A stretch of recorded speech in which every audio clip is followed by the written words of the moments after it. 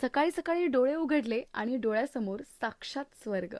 नमस्कार मंडळी, मी यज्ञा सावंत आणि माझ्या या अद्भुत दिवाळी मिनी व्लॉग पार्ट 2 मध्ये तुम्हा सर्वांचं स्वागत करते. तर मागच्या पार्टमध्ये आम्ही प्रवासाला सुरुवात केली होती आणि प्रवासादरम्यान घडलेल्या बऱ्याच गोष्टी मी मुद्दाम तुम्हाला सांगितल्या नाहीत, कारण कधी एकदा लोकेशन आणि इथे येण्याचं कारण रिव्हील करते असं मला झालेलं. तर सकाळी सकाळी बसमधून उतरलो आणि अंघोळ करून तयार झालो. समितीने कुपन दिले आणि मग आम्ही नाश्ता करायला गेलो.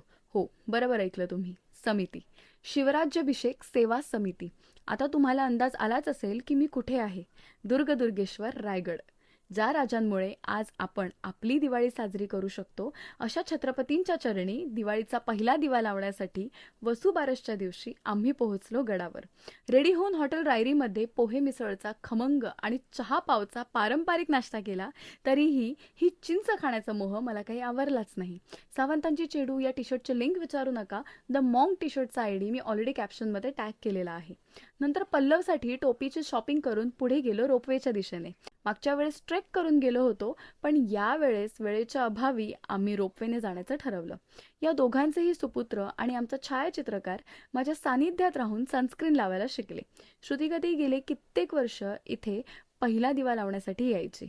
यावेळेस मला सुद्धा घेऊन आली आणि हा अनुभव शब्दात सांगण्याजोगा नव्हता हा, तरीही मी प्रयत्न करते. जय भवानी, जय शिवराय, नमो पार्वती पते, हर हर महादेव.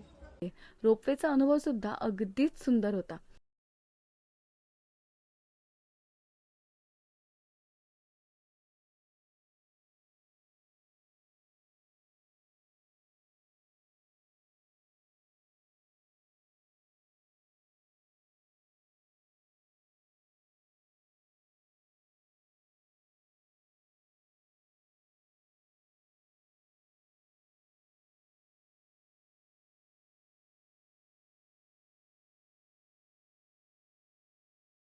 आम्ही गडावर पोहोचलो आणि पोहोचताच झेडपी जवळ बॅग्स ठेवून कामाला लागलो. बाकी सगळं पुढच्या भागामध्ये. चला, धन्यवाद.